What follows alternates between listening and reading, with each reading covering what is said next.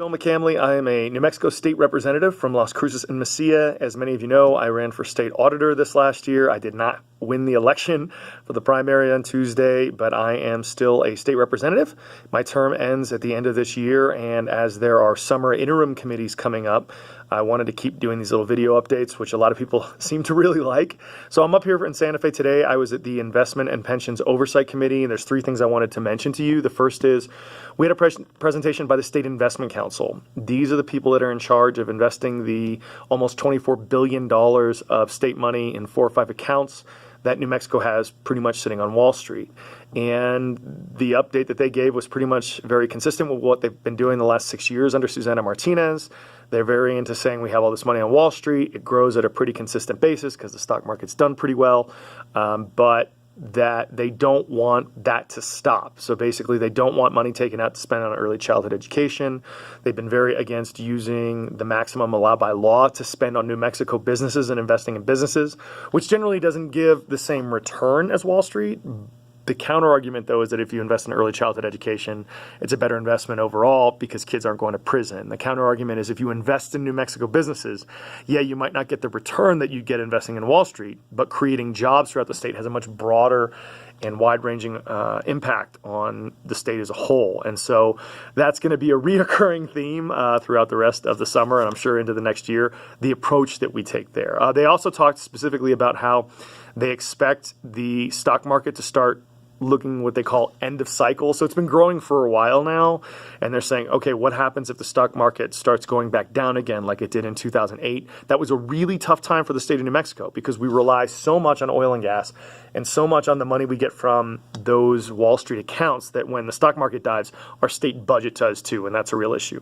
Both the Public Employee Retirement Association and the Educational Retirement Board spoke.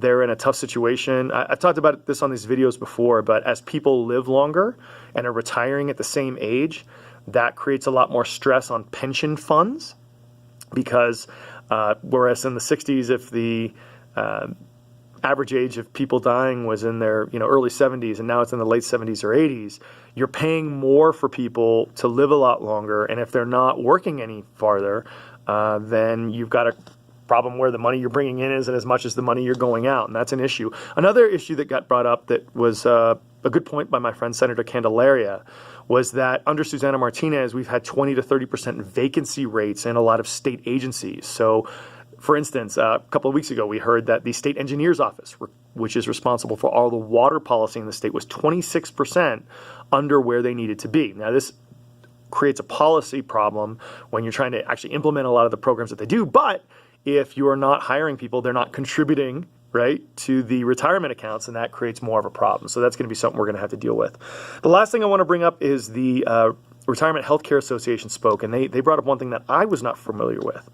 If you want to look at the news, apparently yesterday, the Trump administration said that the Medicaid Trust Fund, the pot of money in Washington that are responsible, Medicare Trust Fund, the pot of money that's responsible for funding Medicare, is only scheduled to be solvent until 2026.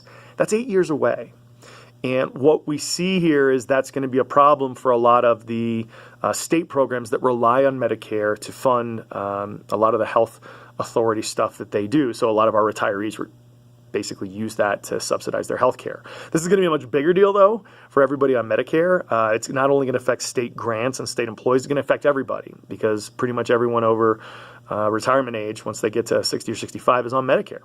And that's a huge issue. And that goes back to this Republican theory that you want to starve the beast. So remember all those tax cuts they passed last year? Well, we're not going to generate as much money for the government, and that means you're not going to be able to fund things like Medicare. And people like Paul Ryan, people like Marco Rubio have said this is what they want to do. They want to cut taxes, they want to cut government so they can cut Medicare and additionally Social Security. And I'll be posting a link a little later today on that topic so you can read more about that. So that's going to be a big issue for the state to start having to deal with if that becomes more of a emergency situation. So that's kind of what we're dealing with.